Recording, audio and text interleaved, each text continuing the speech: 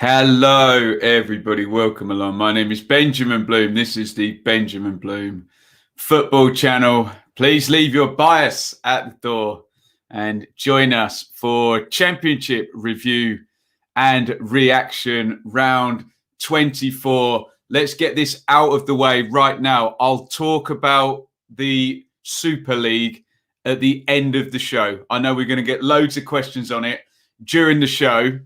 But this channel does not cover the Big Six. And we have a lovely time following our teams. And we're going to do just the same. We've got work to do before that.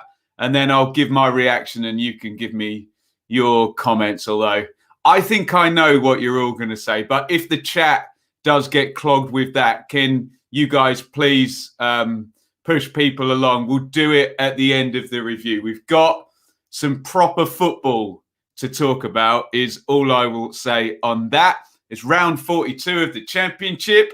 We're going to say welcome back to Sheffield United. We've got to say bye-bye to Norwich. That was all confirmed this weekend. As I say, plenty of proper football for those people who do want to partake in it anyway. I'll keep my powder dry.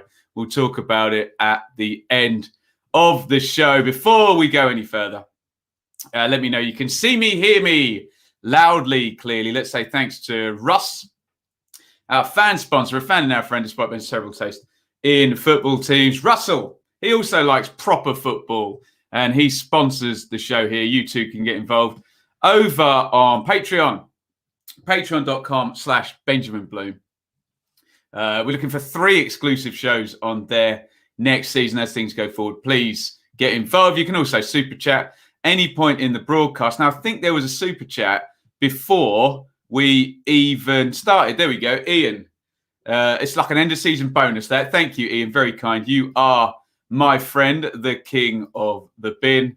And, of course, if you're watching on YouTube, hit like, ring the bell, subscribe, all of that good stuff. God, I'm in a bad mood. I'm sure you lot are too. Anyone got a slightly sicky feeling in their stomach? Dearie me.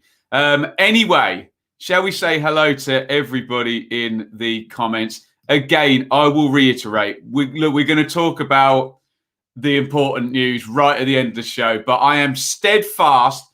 I'm going to cover the damn Championship. It's proper football, like I say. So we say hi to Iain. Thank you again. Liam, James, Henry, Sophie, Steve, Les, Dude, JG, Carl, Tom, Rick, John, Martin, Robin, Iain, lots and lots. Yeah, any legacy fans here? Jesus Christ. Let's just quickly scan through all of those here for the rant later.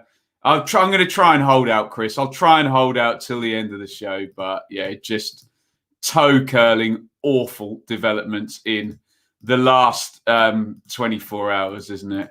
There we go. So we get your views in. Look, I don't want to rush the review just to talk about that. But look, it is obviously gigantic news. And Jose Mourinho's been sacked as well this morning. As someone said in the chat, yeah, typical slow day. Let's get into our review and let's say congratulations, as we have done several times already, to Norwich City, who were confirmed as being promoted up to the Premier League. Whether they want to go there or not anymore is a different matter.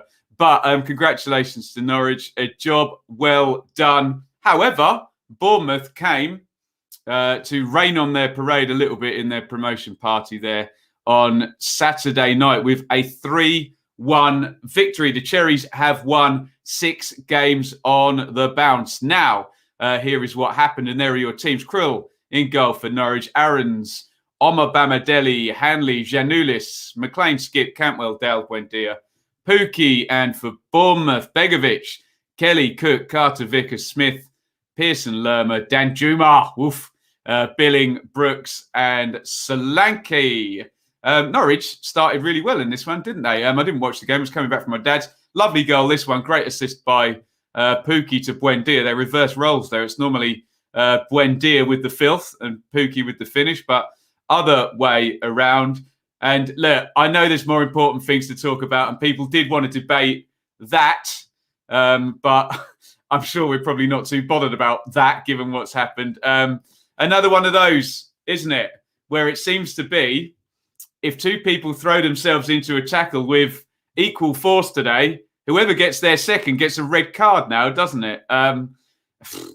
You tell me, guys. We jumped the shark, haven't we? So where we endangering an opponent, reckless and excessive force. I mean, they both seem to go in with equal force. I guess Giannoulis is endangering an opponent, and Pearson probably is as well. I don't know.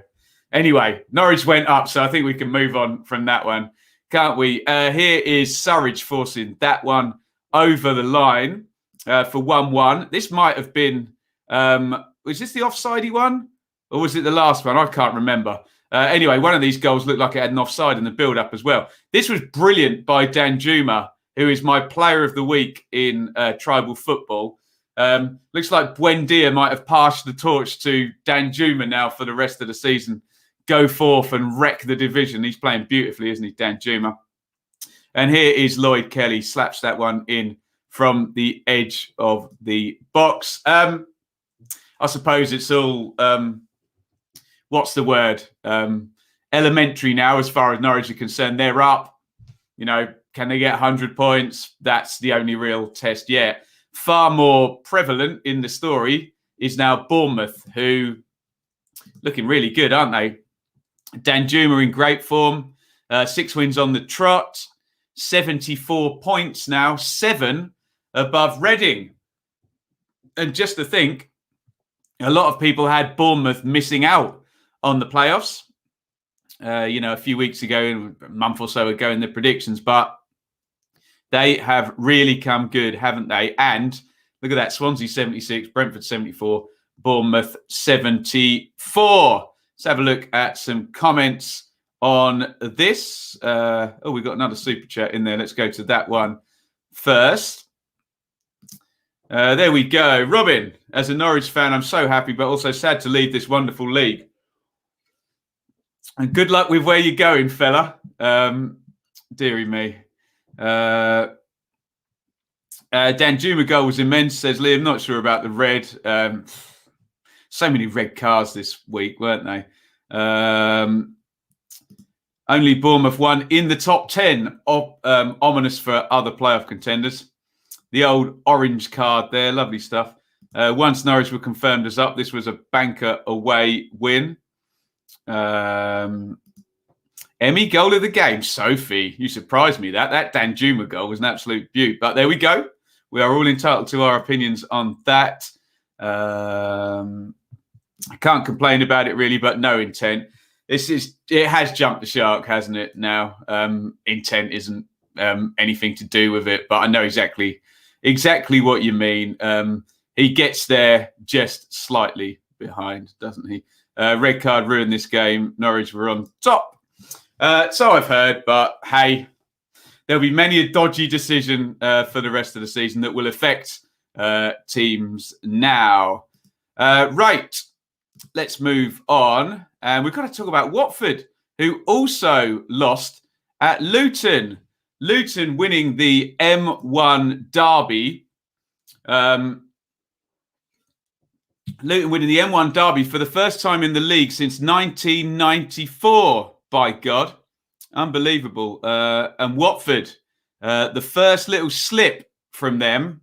And it's a little slip for Watford before they go into the horrible last 4 games, which is Norwich, Millwall, Brentford, and then Swansea, isn't it, in order? So interesting. It would have been even more interesting if some of the rest of the top 6 had bothered to win other than Bournemouth. But there we go. I'm sure Watford fans will be pleased that nobody really massively took advantage. There are your teams there. Sluga in goal. Bree, Pearson, Bradley, Naismith, Dewsbury Hall, and Panzu, Clark, Berry, Adebayo, Luar up top. Watford, it's the team that's been scoring tons of points other than Sanchez in for Chalobah. So Backman in goal. Firmino, Ekong, Sierralta, Lazar, beg your pardon there. I'm wrong about that. Messina was due to start, wasn't he? But taken out in the warm-up, wasn't he? Zinchenko, Hughes, Sanchez, Sarja, Pedro, Sema. Here is the winning goal, which came from the penalty spot. That is backman. Is it Adebayo? I can't see whether it's a red blurry picture. My apologies for that one. Anyway, James Collins is brought off the substitutes bench, runs straight on the pitch to take the penalty and sticks it in the back of the net. Here's another red card as well. We're going to tick all of these off today. Firmina getting a red for 2 yellows, so he will miss the game against Norwich, won't he? Coming up on Tuesday, then maybe without their fullbacks. We saw what happened to Brentford when they were without both their fullbacks. That didn't go well. Congratulations to Luton, of course. There are 2 teams in every game and 2 sides to every story. I know Watford is a big one up at the top, but Luton, 56 points. Can they get 60? Need 4 from the last 5 games to do it. Great season for Luton. Luton and Barnsley really flying the flag for League One promoted teams. I know they've both been up in their second season now, but both going great guns. So Watford now 82 points, 6 above Swansea. And Swansea know if they beat Watford in the head-to-head, they can close that gap to 3. That's the last day of the season. So they're going to be hoping Brentford can win a big game, which they've been struggling to do at times, haven't they? But Watford 6 points gap. Remember, Brentford game in hand against Rotherham, but midweek round, that's coming next week. So they don't get to try and push that potential advantage until then. It's got a little bit tighter, but only 1 point tighter. Would have been very different had Swansea or Brentford been able to get a win. Let's have a look here. In the chat, what have we got here? Look forward to next season with the new recruitment team. Nice. Lazar mistake, says Ben. I assume looking at the penalty. Brilliant by Luton. This was no fluke. Should have seen 3 or 4. I don't think anyone's saying it was a fluke, James. We all know what Luton will do if you're not at it. Terrible timing to Watford to put in a poor one. They could be caught now. Tom, if we'd played in other games like this, we'd have been top 6. Watford didn't look interested. Luton got tactics right. Watford got it wrong. Disallowed goal was harsh as clearly came. Oh, yes. Yeah, Andre Gray had one disallowed at the end. David got away with dropping points again. Kiko's red that could prove that. It should only be 1 game, shouldn't it, for Kiko? Firmina, don't they? Andrew, I think Watford will have enough for Swans and Bees. Won't push them. Right. Let's move on. And it is Swansea 2, Wycombe 2 that we're talking about now. And just thinking about this, Wycombe have dropped 5 points from leading positions in the last 2 games. If they'd have won those last 2 games, they'd have been tied with Rotherham at the moment. Close. But no cigar. And looks like Wycombe could be done in the next round, couldn't they? If we get a Wycombe defeat, their maximum upside would then be 43 points. So a Wycombe defeat and a Derby point in midweek would relegate Wycombe. Swansea, well, we thought they'd bounced back to excellence with back-to-back victories. However, they were 2 down against Wycombe in this one. Looks like they've gone back to the back 3 as well. There are your teams. Woodman, Norton, Bennett, Guay, Manning, Roberts, Grimes, Fulton, Hurahan, Ayew, Lowe. For Wycombe, Stockdale, Grimmer, Stewart, Jacobson, McCarthy, Onyedinma, Adinaran, Thompson, McClary, Musquay, who is my loanee of the week in my tribal football column, McClary and Ikpeazu. Let's have a look at the goals, including a lovely one. That's the wrong picture. That's the right picture. What a great goal this was. Airborne 1-2 between Musquay and Ikpeazu here, and he slams that half volley into the corner. Great goal by Musquay. Anyone know when his contract's up at Leicester? I think there might be a bit of a bun fight for him in the Championship, especially if he's free or on loan. Can't see him getting anywhere near the Leicester team. Hey, Leicester might be crowned champions before the end of the season. You never know. Here is the second from McCleary. Cuts in off the left, sticks it in right-footed. 2-0, but Swans do make the comeback. Penalty there. Good save, actually. Is that McCarthy or Grimmer? Can't see. In goes the pen from Jamal Lowe. And here is the equaliser. Lovely cross in from the right-hand side. Liam Cullen off the bench heads in the equaliser. But Swansea just a little stutter again. Okay, 7 points from 3. If they get 7 points from their next 3, they'll be on 83 with a game to go, which is a decent total. But let's see what Watford are going to do in the meantime. Wycombe, again, they were 1-0 up against Luton and they had a guy sent off. And they were 2-0 up in this one. Add those 5 points on. I know we're in ifs, buts and maybes. They're having a good crack at it, but it is really looking like too little too late. You can look at the fixtures in midweek and tell me who Wycombe and who Derby have got.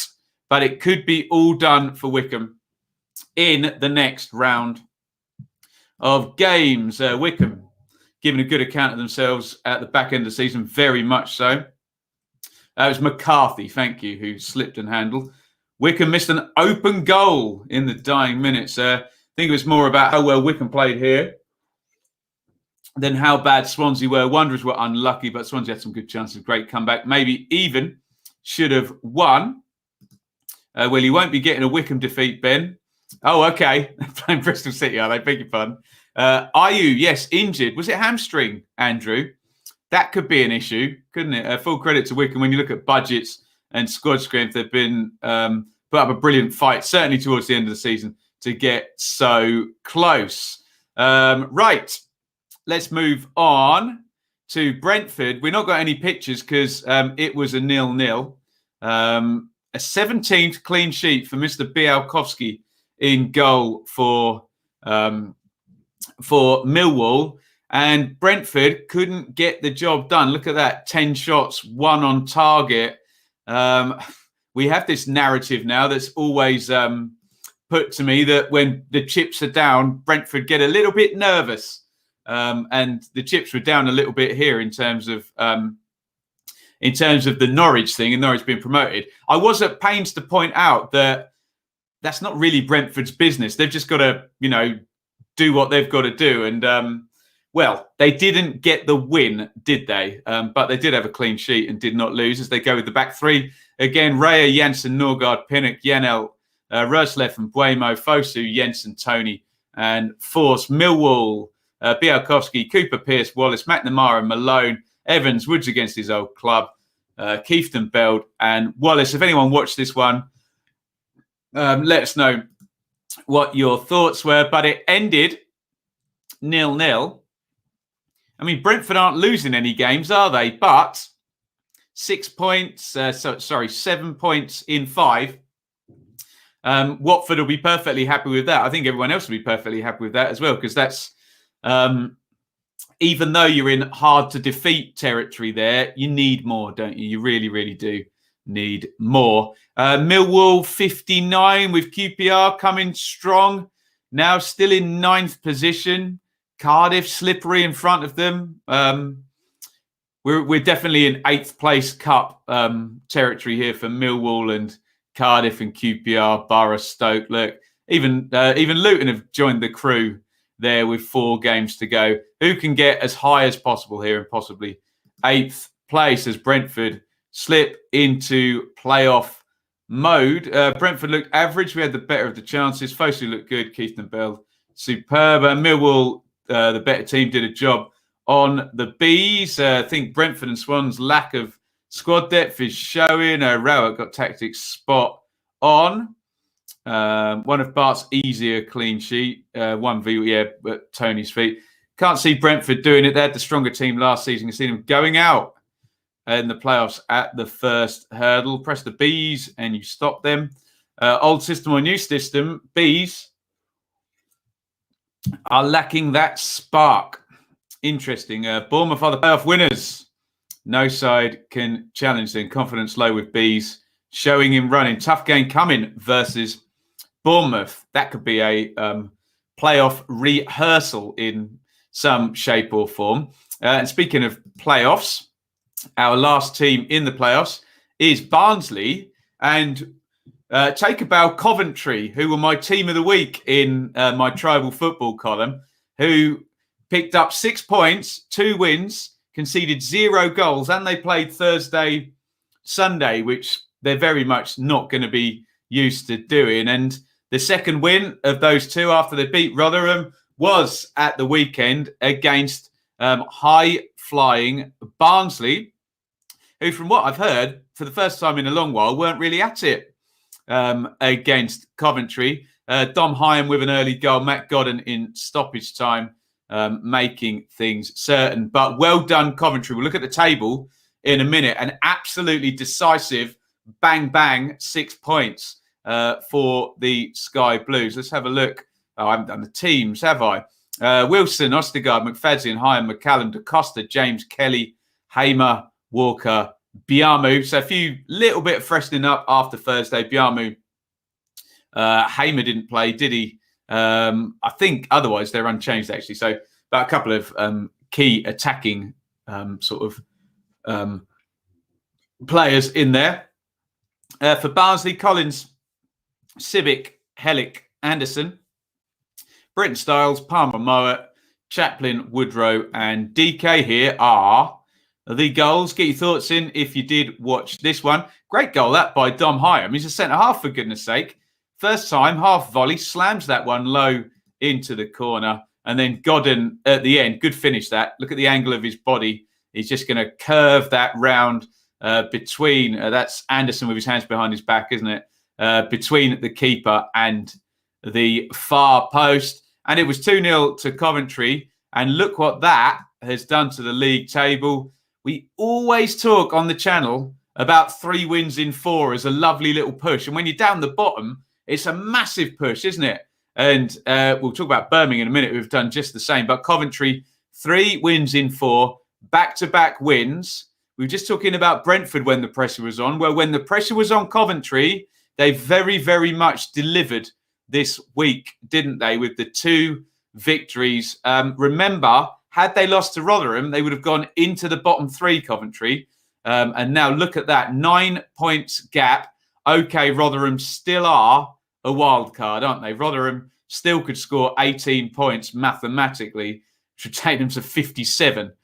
So still a big wild card there is Rotherham. But we know the rate at which teams in the bottom 6 of the Championship, in any division of that matter, score points. And it's not that fast, is it? So Coventry, great job. And 3 wins in 4, double win this weekend. Barnsley, in 6th position, will be happy that Reading dropped points. There's a 4-point gap in there between Barnsley and Reading. Remember now, Cardiff, can they still make it? Yes, they can, can't they? So Cardiff's maximum upside is 72. It may well be the next game, but it is, to all intents and purposes, only Reading really that can catch anybody.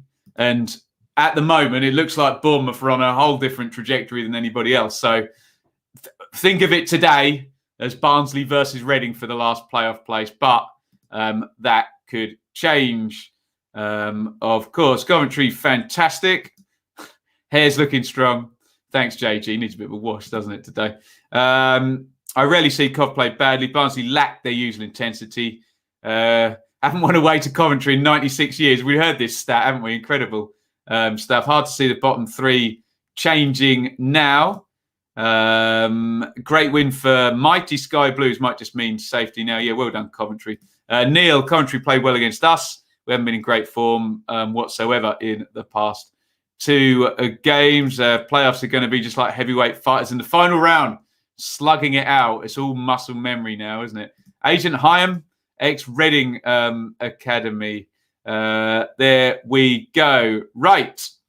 Moving on to Reading and Cardiff, which we did as the watch-along on Friday night. Frustrating one for Reading. Cardiff took the lead late on with a Kiefer Moore penalty, 87, but Yaku Maite, 94, got the equaliser in the dictionary definition of an unhelpful draw, guys, wasn't it? Helped nobody, that draw whatsoever, did it? There's your teams: Raphael, Yidam, Holmes, Moore, Richards for Reading, Laurent Rinamota, Ejaria, Elise, Maite, Zhao. How is Lucas Zhao, by the way? Did he probably put his shoulder out? And very pleased to see John Swift back as well. Big fan of his. He came off the bench, didn't he? Smithies in goal for Cardiff. Nelson, Flint, Brown, Sang, NG, Pack, Volks, Wilson, Rolls, and Kiefer Moore up top. And here is Kiefer Moore. Now, I've ranted and raved about the type of penalties where the ball goes up in the air and two players waft their feet, one touches the other, and the attacker throws himself down. This, I will happily report, was not the case where, who is that? Omar Richards absolutely smacks Kiefer Moore with his foot. So that, to me, looks like a penalty rather than just two legs dangling. Sounds like a nursery rhyme, doesn't it? Two legs dangling, one touches, striker goes down when there's no possible way to fall over. Anyway, I think we can all agree that pretty much enough to knock over even a big bloke like Kiefer Moore. Spot the ball, top corner. That's where that pen's gone for Kiefer. How many goals is that this season? He has done well for goals this season, hasn't he? More 17. Good work. And there is the equaliser, Yaku Maite. Was it Baldock who put the cross in? Good wing work. And in it goes in the 94th minute. Unhelpful draw to essentially end Cardiff's season, really. I know there's still mathematical probability that they can, they are capable of doing it, but, it's not going to happen, is it? And Reading, just a real frustrating one for the Royals, as it can be against Mr. McCarthy and his stoic-looking teams. There's the table, 67 Reading, 4 off Barnsley. We can look at fixtures and whatnot, but we've got another round of games, so we'll pick that up in the preview show tomorrow. So 4 points. Reading are off Barnsley. They have gained a point. So big picture, it wasn't the worst weekend. But look at that, with a win, they'd have been 1 point off Barnsley. Ifs, buts, maybes, and Cardiff 2 points in the last 4. They are trending downwards, aren't they? Perhaps an unsustainable peak when Mick arrived and, well, go figure, unsustainable. They are not sustaining it.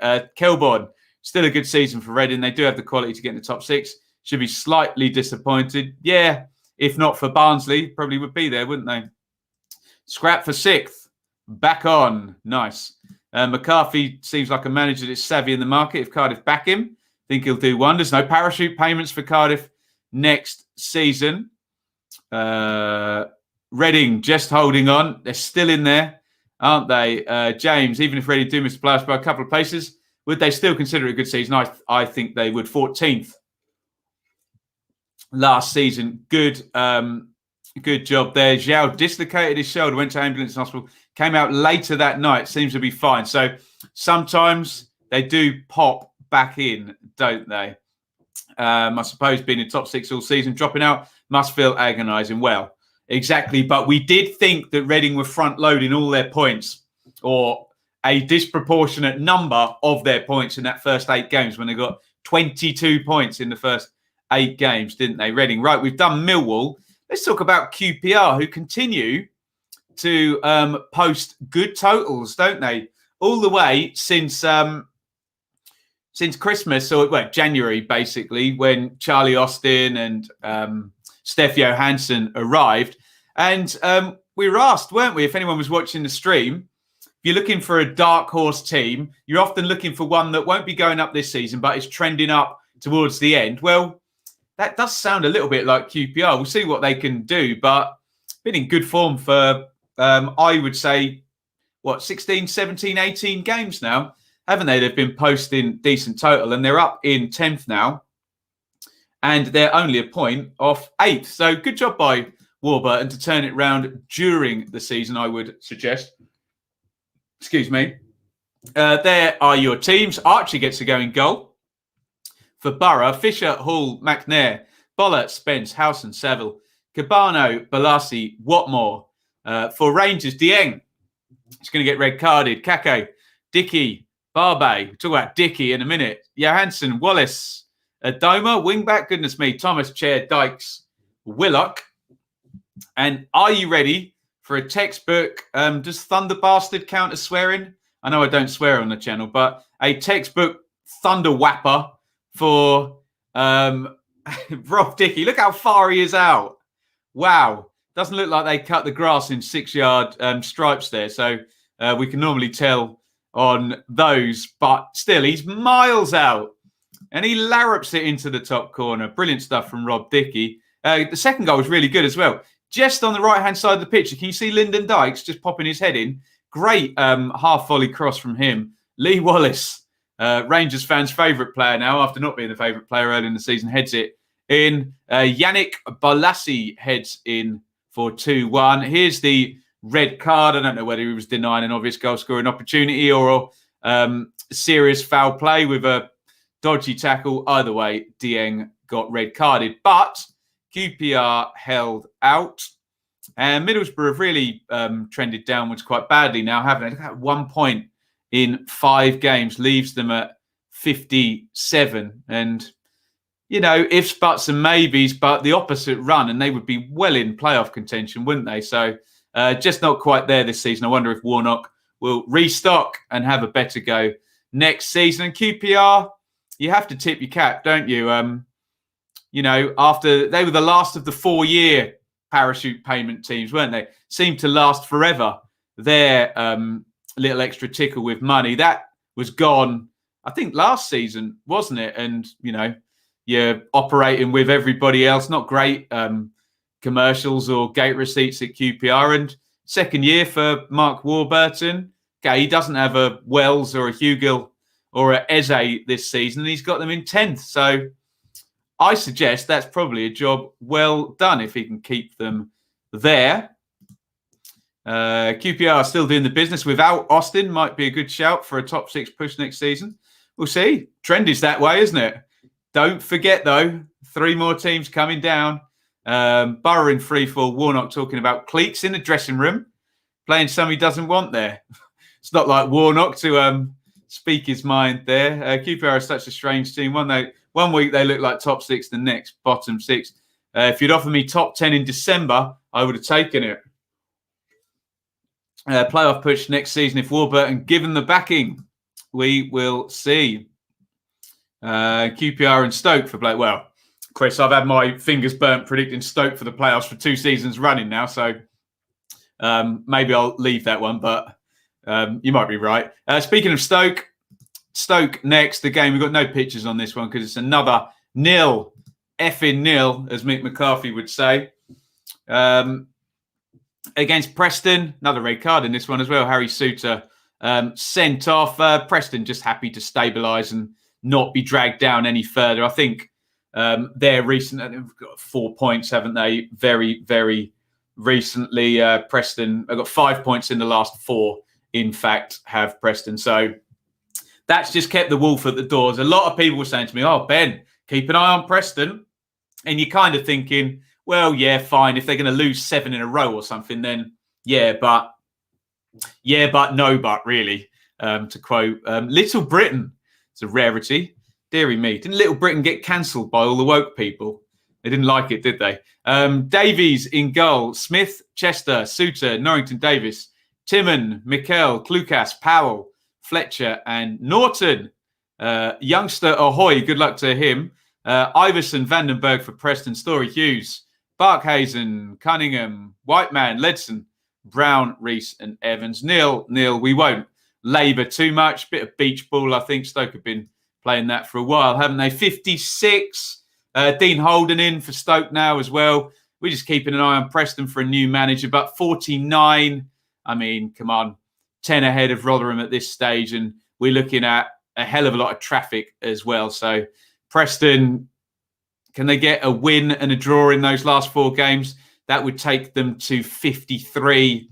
And you'd think they're, all sorted and can concentrate on finding themselves a new manager.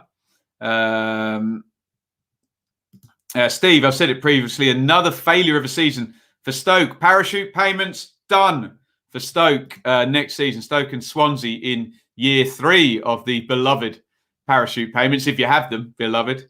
If you don't, cursed. There we go. Bristol City we're on to next. Sheffield Wednesday 1. Bristol City 1. And Sheffield Wednesday, I can't believe they haven't got 3 points from this one. Red card earlier in the game, missed penalty, and then they concede the 87th minute equaliser as well. That sums things up. Look, 20 shots as well. Oh dear, you'd be pulling your hair out if you're a Wednesday fan. On this one, Westwood in goal.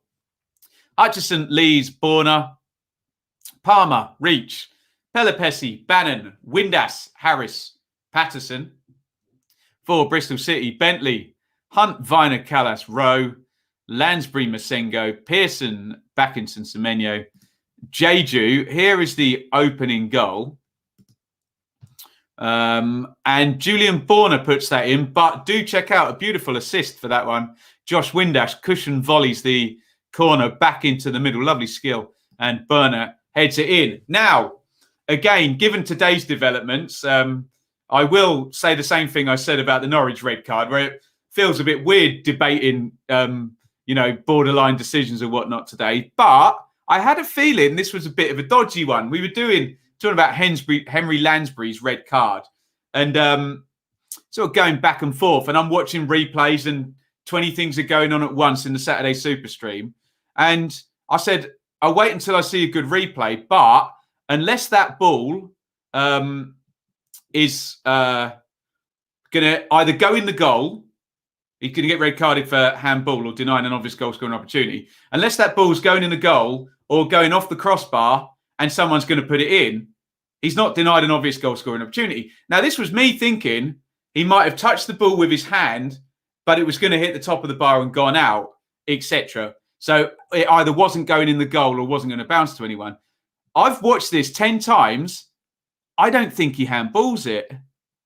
If someone can show me a conclusive angle, that was the closest I could get his hand to the ball. Look at the shadow of the ball and look at his hand. That was as close as I could get it. And believe me, I tried to freeze it. So I'm not sure Lansbury even touched the ball with his hand. So maybe justice done, but let me know if you have a different view on that. But send me a screenshot of his hand touching the ball, because I couldn't get one, which means it might not have. There we go.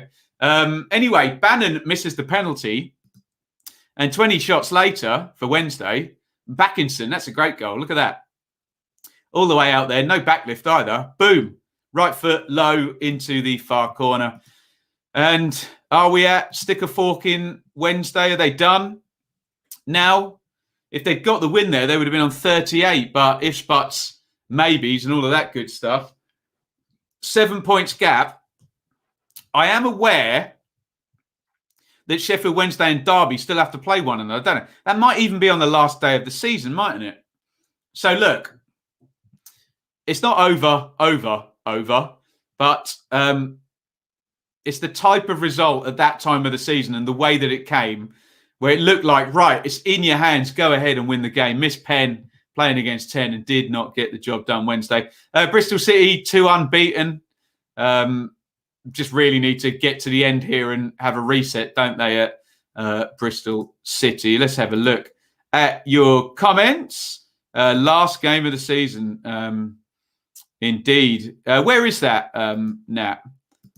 I'm sure Lansbury would have ranted at the ref if he hadn't touched it. Not sure he did. All I'm saying, guys, is show me a still of him handling the ball. I can't find one. I genuinely can't find one.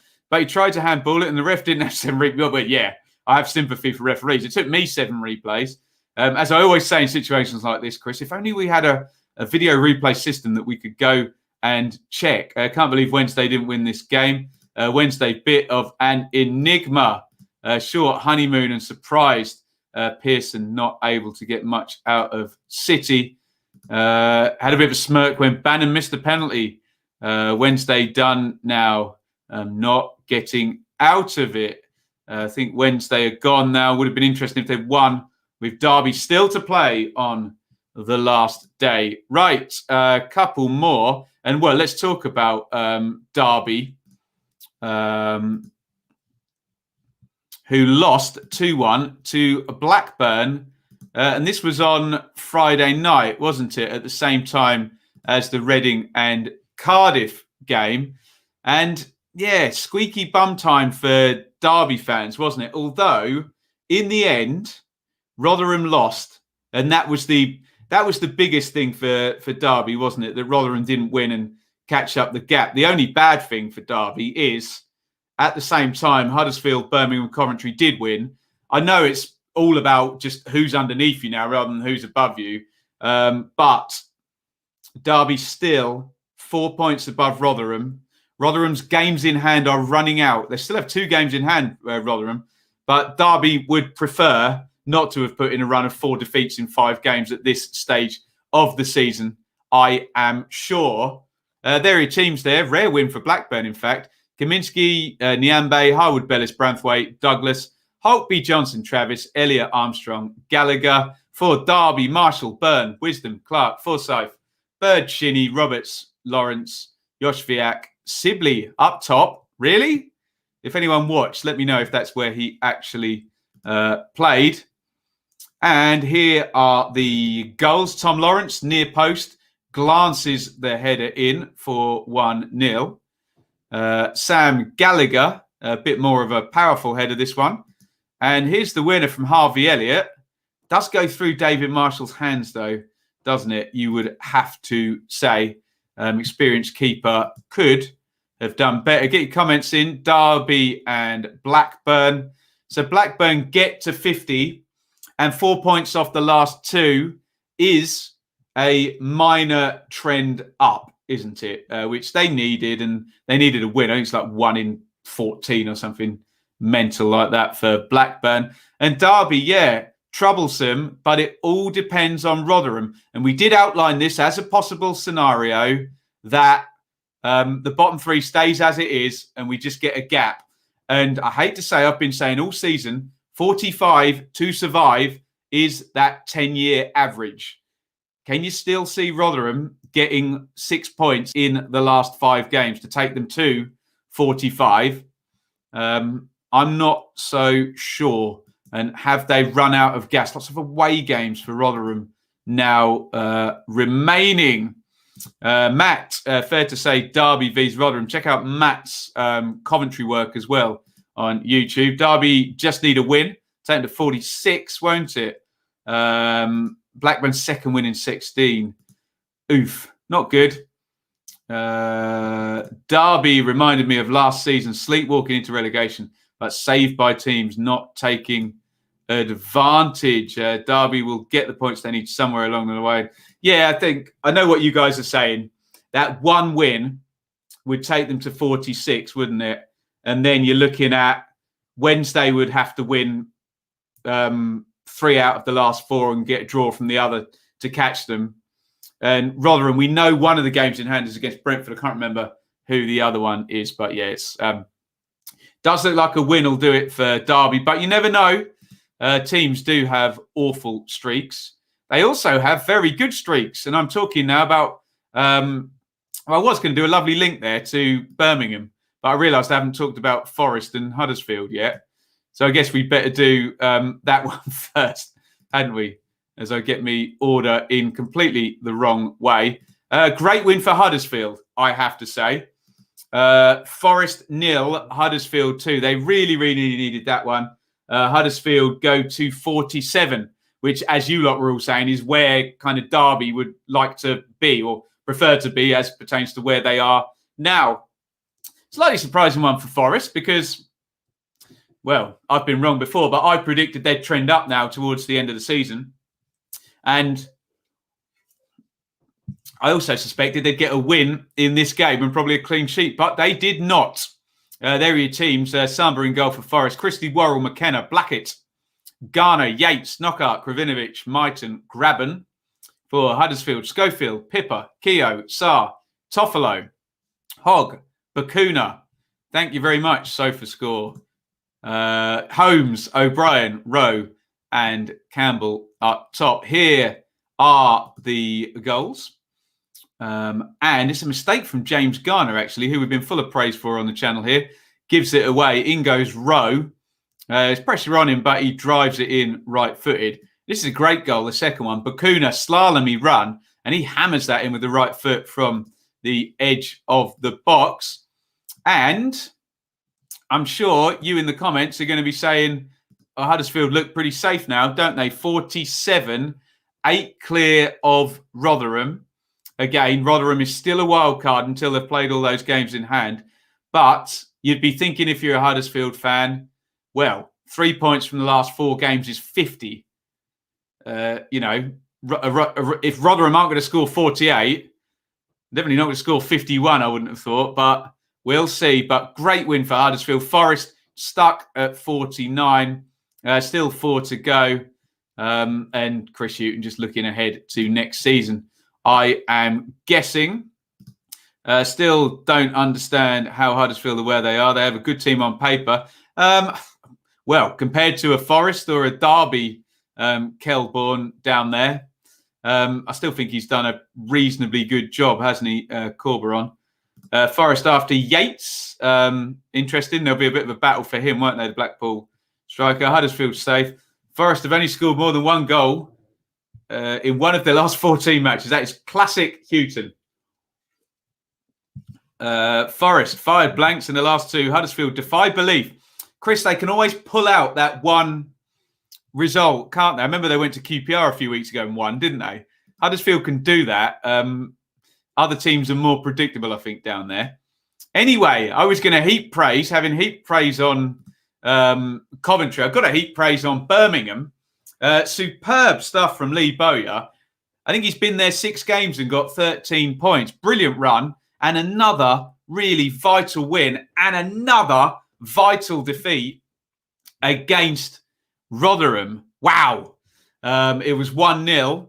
I think it was an own goal, although it hasn't gone down as one. Maybe the ball skims Harley Dean's head and then goes in off Michael Ihekwe. But we'll give Harley Dean the goal then. He was all amped up, screaming at the camera at the end, wasn't he? So a great win for Birmingham. And, excuse me, Lee Bowyer, we said it was just go in there, get them competitive, simplify everything they're doing, get a bit of a smile on their face, get a bit of a bit of fire in their bellies, and there's a decent enough squad there. And certainly to play simplistic football and keep yourselves hard to beat, they've done a fine job, haven't they?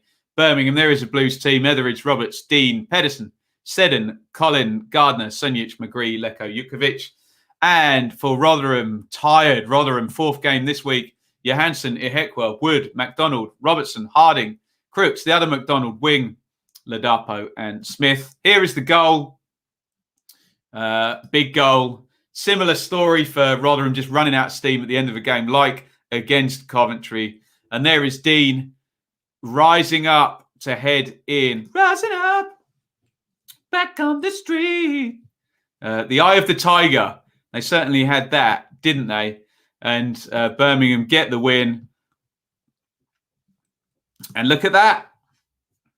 Remember, we sat here, didn't we, stacking up Rotherham against Birmingham. And then it was Rotherham against Coventry. And now it seems to be Rotherham against Derby, doesn't it? So great job by Lee Bowyer. 10 points in 4. Nice gap. And again, we're doing lots of numbers here, aren't we? But come on. 2 points in the last 4 to take them to 50. I think they're fine, aren't they? So huge win for Birmingham. Big defeat for Rotherham, who started the 4-game week so well with 4 points in the first 2. They just needed to win one of the remaining 2 games to get to 7. They did not manage it. Too late for a playoff push, John. Maybe slightly, but great job. Great job by Lee Bowyer. We will be getting on to the Super League in just a minute's time. Don't you worry. Rotherham failed to score in 9 of the last 13. Ouch. Ouch. Viable win for Brumby. Interesting what Bowyer can achieve next season. Yeah, we'll see. Just see what madness Trillion are going to do above their heads. I thought Rotherham deserved the point from this one. Hard for them now, but they've come up with a few good away wins. this season. Right. Team of the week, guys. Team of the week. Will you go for Bournemouth? 6th straight win. Luton for beating their rivals. Will you go for Coventry? And you can include Thursday night for Coventry as well. Will you go for QPR, winning away at Borough? Will you go for Blackburn, first win in forever for them? Will you go for Huddersfield, who won one out of nowhere? Will you go for Birmingham, who had a big win as well? Let me know your team of the week. You do not have to vote for the team that you support. I think I went for Coventry. Let's see what you guys are saying. Cov, Luton, Cov, Luton, Cov, Luton, Luton, Luton, Luton. Bournemouth, Coventry, Birmingham. What else have we got here? Coventry, Coventry, Coventry, Coventry. Go on, we'll split it between Luton and Coventry then. Goal of the round. Will you go for Danjuma? Would you go for Hyam for Coventry? Would you go for Dickey for QPR? Wow, what a strike. Would you go for Bakuna for Huddersfield? What is your goal of the week? There's a few ones off the top of my head. Danjuma, Dickey. Am I allowed to say Thunder Bastard? I think I am, aren't I? That's okay. Who else were the other good goals? I can't remember. Hyam. Let's have a look. What are you guys saying here? Dickey, Danjuma, Hyam. So we're going to give it to, I think we're going to give it to Rob Dickey, aren't we? Why not? Actually, Godden Strike was good, wasn't it? Lovely one. Into the corner. We got some great goals, didn't we? Right. Okay. Let's do this. Let's talk about the news over the last, 24 hours, essentially. I've just closed down the comments for a sec. Get your comments in as I speak. I'll have my say, and then we'll come back. So, it broke during the Manchester United-Burnley game that this is not Project Restart anymore. This is the Super League. Not the European Super League, the Super League. Think of it as the global Super League, because you can see where they'll go with this if they can. We immediately, we got the leaks first. Then we got Gary Neville going mental on TV. Very angry Gary Neville. And look out for Neville and Carragher on Sky tonight from 7. I think that'll be worth watching if you want to see some passion. Then everything was revealed later in the evening in a very blanket, very bland statement from the clubs. They didn't even say this is what we're doing. I read the Liverpool one from their website, and it just said a group of leading European clubs. So very, very much, this is a group of people. This is not we as a club have decided to do this. So all very had the effect of someone trying to dump their partner by text, if you know what I mean. Very sort of, right, we've decided we're going to do this. We're going to stick it out at 9 on a Sunday night with a little leak in the afternoon. And we are ready for the carnage that comes afterwards. And boy, has there been carnage, obviously led by Gary Neville. But I'm sure we can all make up our own minds. Now, obviously, I'm not one for big outrage and, rant, yell, hyperbole, all of this good stuff.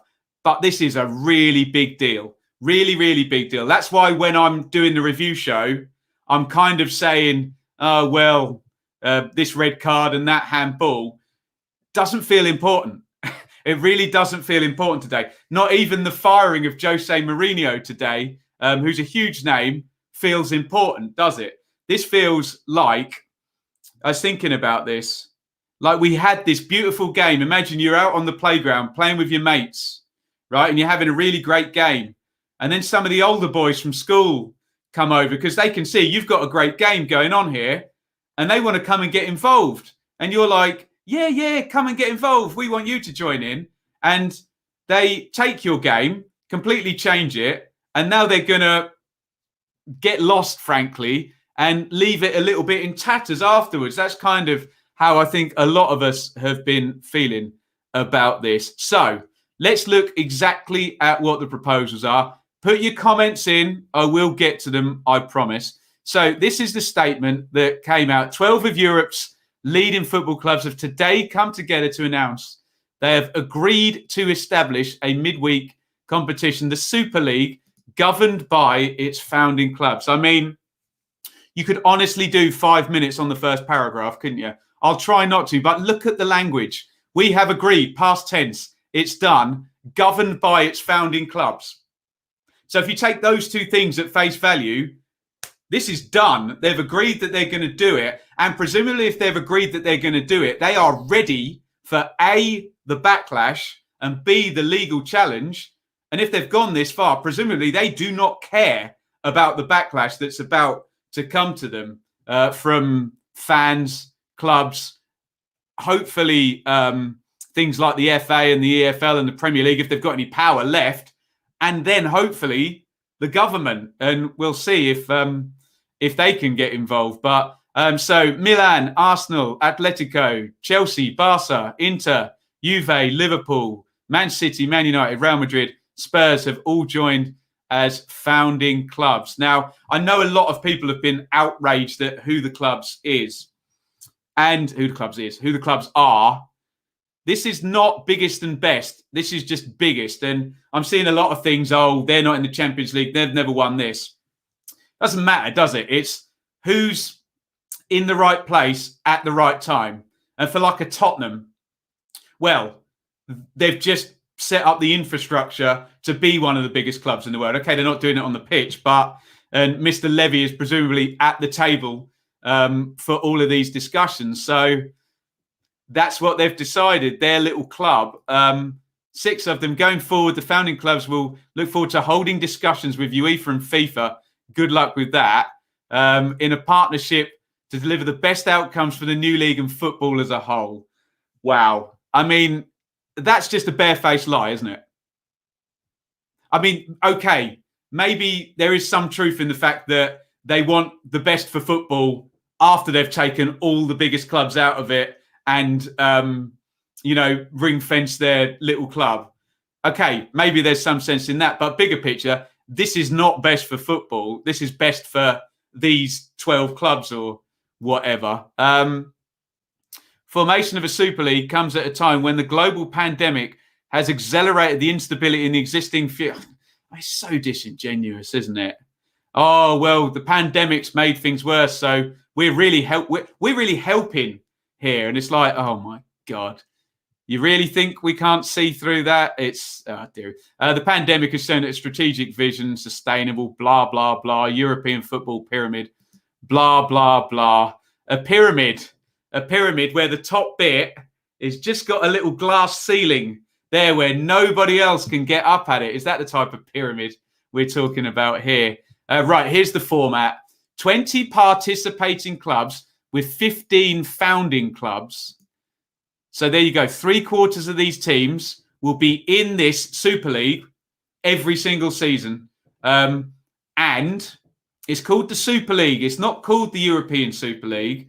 I suspect that 15 will happily elect other clubs, maybe from Asia, maybe from Australasia, maybe from the United States, India. It's not called the European Super League. There's plenty of room for expansion if they want to make this global TV show that they seem to want to. Midweek fixtures with all participating clubs continuing to compete in their respective national leagues, preserving the traditional domestic match calendar, which remains at the heart of the club game. Oh, dear. Deary me. So basically, you're going to have this Premier League game on a Saturday, which one of these teams will play in, but doesn't really matter. Doesn't really matter whether they win or not, because all of the money and all of the TV audience, they hope, is going to be in the Wednesday night game. And then, they play whoever on the Wednesday night in this Super League competition. Oh, dear. Someone told me in the NFL, where there's no relegation, that teams towards the end of the season will, quote, deliberately lose because they then get a higher draft pick next season. So that's what a no relegation system does.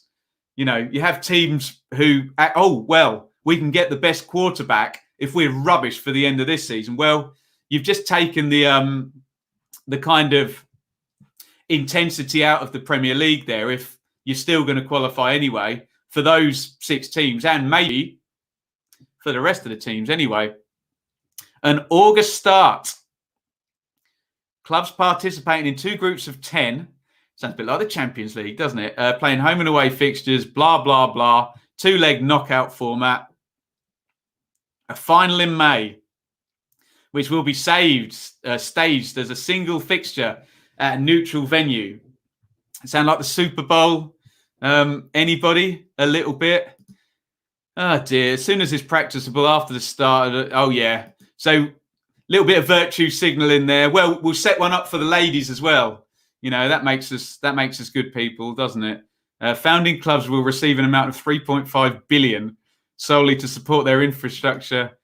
And again, they mentioned COVID. So basically, this plan means that the, quote, biggest, and when we're talking about biggest, we're talking about 2 things, really. We're talking about turnover and worldwide fan base. I'm not talking about trophies or anything of that nature. We're talking about turnover, worldwide fan base, and if this club does something, how many people will buy it, basically. So the biggest, not the best, the biggest teams currently, not historically, currently in the country will go into this competition. And we already knew about the power of the Champions League, where you would have teams towards the end of the season rest players in the FA Cup because they wanted to finish 4th in the Premier League to get into the Champions League. So the Champions League already more powerful than everything else other than the actual Premier League title. Although, remember this whole paradigm with Arsenal where it was, well, as long as we're in the Champions League every season, this is okay. That was the thing. Can you get in there and qualify? That was the big motivator in English football. You're going to take that away because you can't qualify. They're talking about a qualifying mechanism. I don't know how that's going to work, but 5 teams, I don't know how many countries are involved in this. 5 teams across the entirety of Europe or just the countries that are involved? Oh, dear. So that's the plan. And let's be honest, that would kill competitive balance in the Premier League. If the Premier League is not competitive, then the doomsday scenario is that the rights holders would not want their involvement. So then you would get the crash in the Premier League. In the boom and bust theory, it's been booming for a long time. You would then get the crash that a lot of people have been forecasting for a long time, which would not hit the Premier League first. You know it's going to hit below the Premier League and all of our teams as well.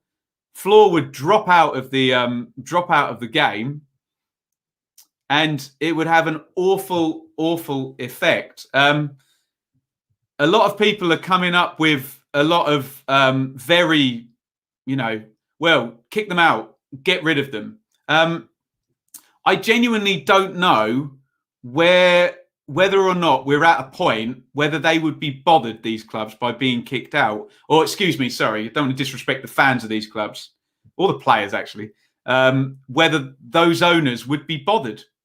Because if going forward, we're going to have what they want, which is presumably a worldwide TV event each midweek that's bigger than the Premier League and bigger than the Champions League, would they really feel they were missing out if we just lost Manchester United, the great Manchester United, Matt Busby, Alex Ferguson, Eric Cantona? We just lose them then. They're in a different league. English football doesn't have them in anymore. Arsenal, Herbert Chapman, goodness me, Charlie George in the 70s, George Graham, Arsene Wenger, Dennis Bergkamp, Thierry Henry, gone. Tottenham, double winners, Blanchflower, Gascoigne, Waddle, Hoddle, gone. Deary me. Liverpool won everything for about 15 years in the 70s and 80s. Souness, Dalglish, Hansen, Shankly, Paisley, Fagan, and then even recently Klopp, Benitez, Champions League, Gerrard, Liverpool, 19, 20 times champions, whatever it is. Oh dear. I just wonder whether they'd want that, whether they'd be happy with that, the owners, that is. You know, and they're done with English football. And where that would leave English football, I've got no idea. Now, everybody is up in arms, really, really wanting to stop this. I just hope we don't have a situation where these massively powerful billionaires just don't care. And they're not bothered if they get kicked out. They're not bothered if the government are going to try and come at them. They'll just restart Phoenix clubs. Do you know what I mean? And it'll be, you know, the Manchester Red Devils or whatever, which is kind of Manchester United, and then flying all the players. The question is, if this is allowed to happen, I bet, and it'll be Saudi Arabia or something like this, someone will come up and pay billions for the TV rights. Someone will pay it because they won't want anyone else having it. The question is then, will the players go? Will the players then go across when they're offered 20 million quid a year salary or whatever ludicrousness it is? And then will the fans watch it if it happens?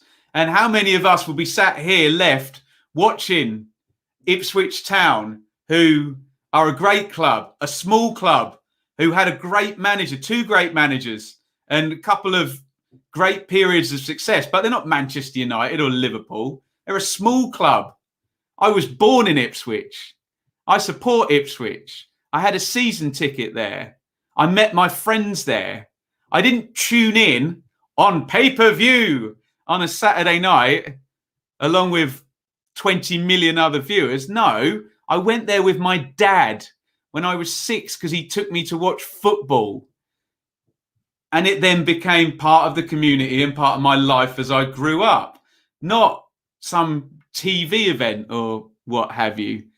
That was what football was to me. And I think that's what football is to a lot of people. Are there enough people out of the 8 billion of us on the planet who will sit down every midweek and watch this Super League? I don't need to watch it. Look, proof's in the pudding. I don't cover any of these teams on my channel. I cover 30 teams.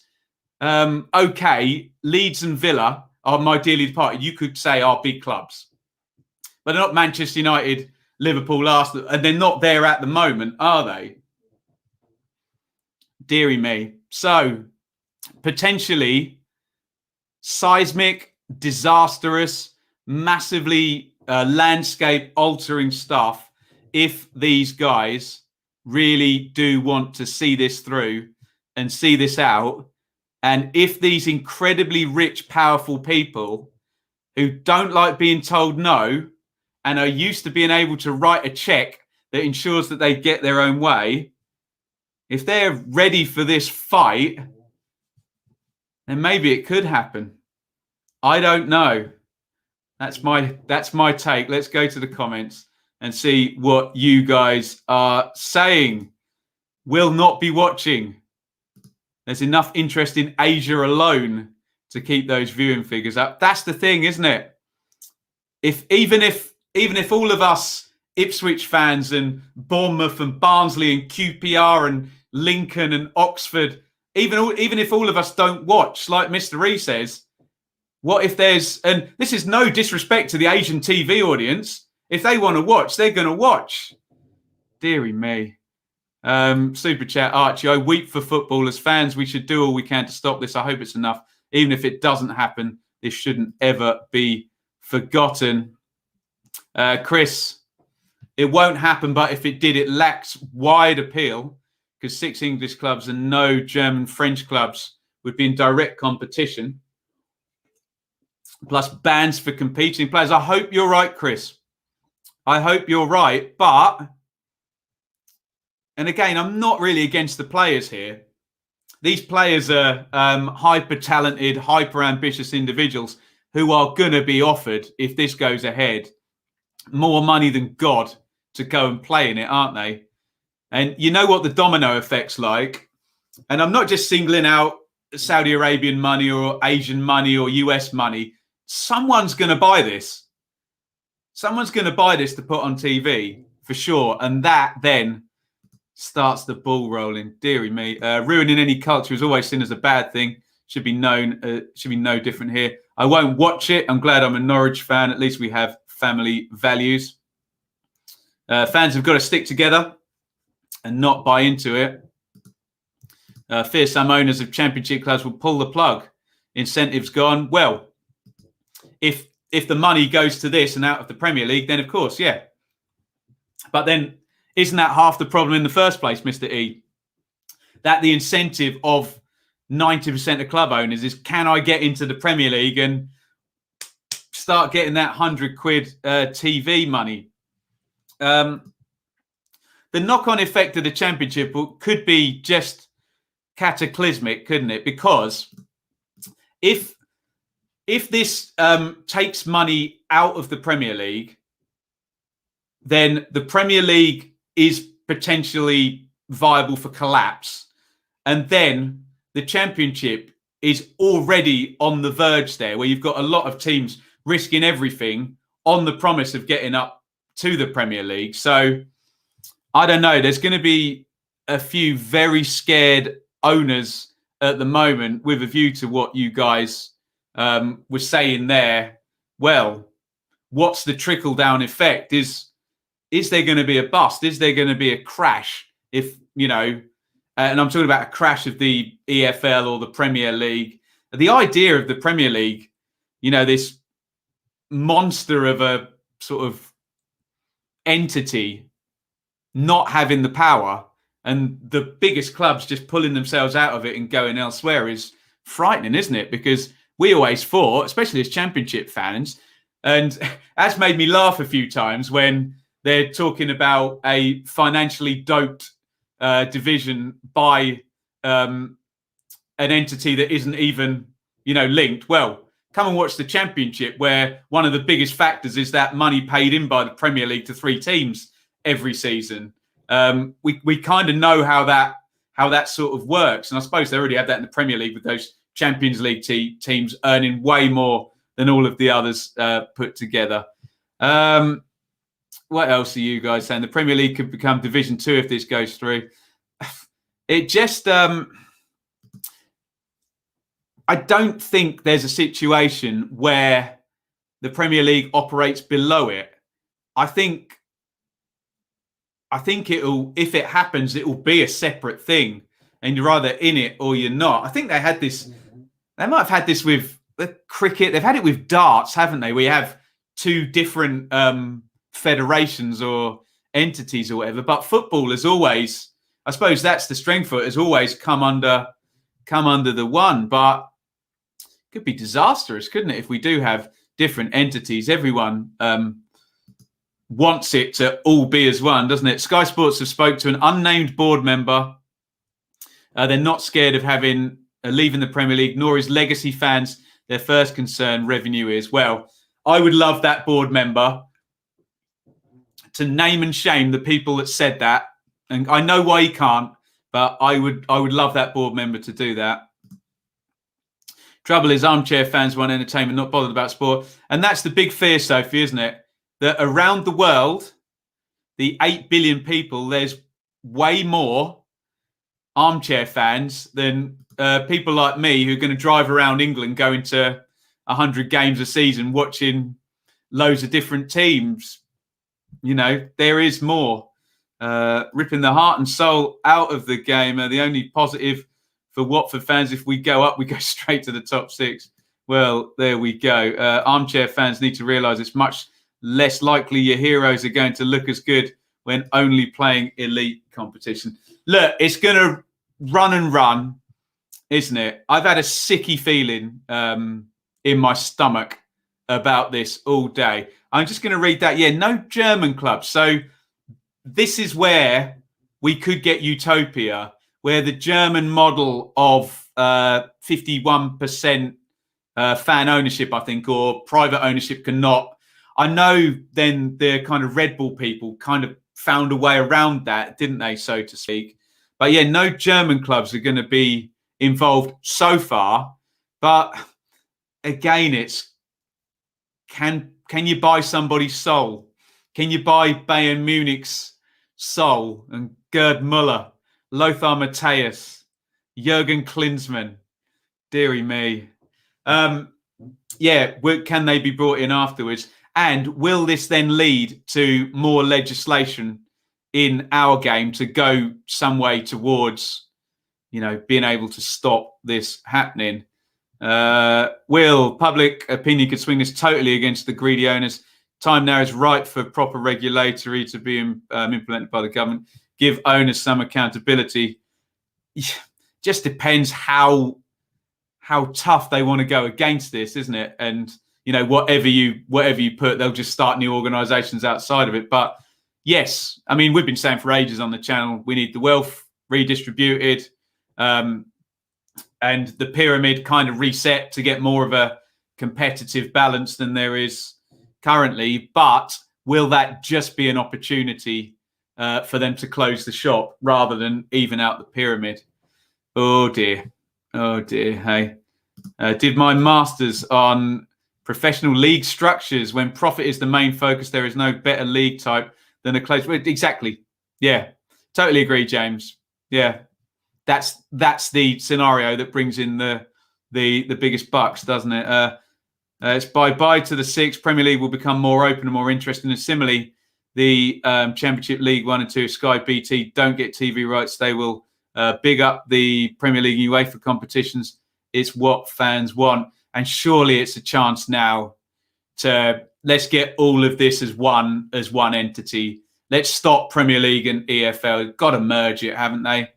There's so many problems with having the two separate entity. Works well in American sport, doesn't work well in our football. And the reason is, James, our football developed over 100 years. It wasn't just this brainchild. The American model, and I don't want this to become an anti-American thing or whatever, but it's I don't know the exact history of it, but it's certainly something that they had centralized control over rather than clubs voting and things of that nature for a lot longer than we've had.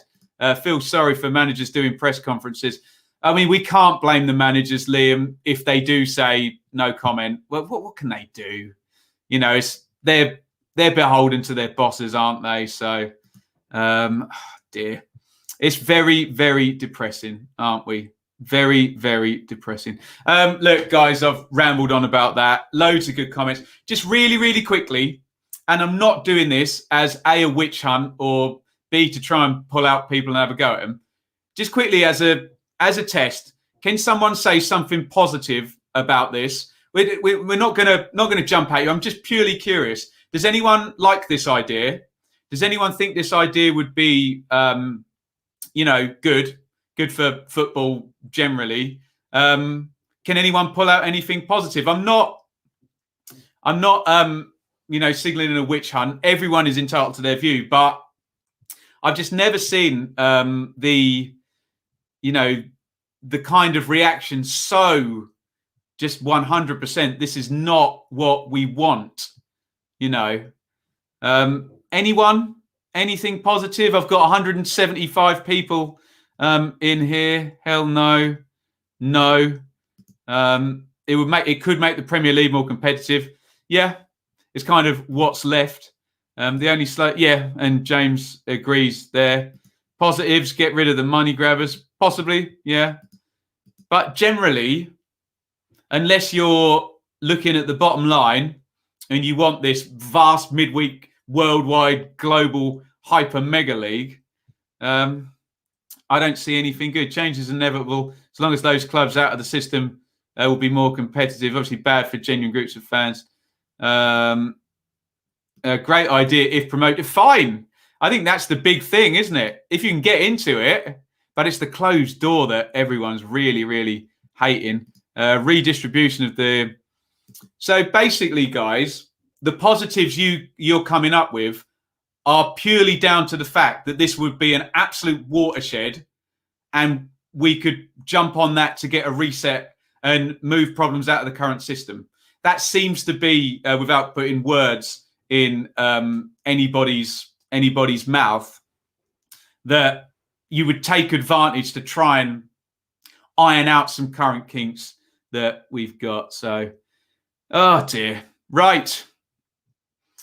I'm going to stop on that. Thoroughly depressing. The game we all love, the system we all love, and everybody watching my channel, I know, because we don't cover the big teams, supports in the main small clubs, don't they? And that dream, one good season in the Championship and you're into the Premier League, the granddaddy, the biggest stage of all. But the glass ceiling now at the top of that is thoroughly, thoroughly depressing, isn't it? Right. Thank you, everybody, for watching. That was the Championship Review Show. I'll clip out this bit and we'll do it as a separate video. Let's say thank you once again to Russ, who's our sponsor of the review show, and the big impassioned bit at the end, fan now friends by bench table taste and football teams. Thank you, everybody, for watching. I suspect we will be back tomorrow with the preview, 1 p.m. And I think I might be on Blue Monday duty tomorrow night. We'll be reviewing Championship games on Wednesday, and we'll probably do a super stream on Wednesday night. Plenty of stuff on the channel. Plenty of proper football to watch and proper football for us to talk about that does not need to have no relegation and a closed door and be televised to a global audience every midweek. I'm quite happy to watch Rotherham and Coventry on a Thursday, and I love it, and I'm sure you all love it too. So there you go. Thank you, everybody, for watching, and it is a big over and out. I'll read your shout outs as the I've depressed myself now. I'll read your shout outs as the outro is playing. Over and out. Thank you so much for watching. If you enjoyed this video, please hit the like button to see more videos from this channel. Hit the subscribe button, and to be notified every time we upload, ring the bell for those notifications to come through on your device. If you really want to support the channel and me as a content creator, I will be eternally grateful if you head over to the merch store and grab something, or support over on Patreon, patreon.com/Benjamin Bloom. Thank you for your time. Go and watch another video.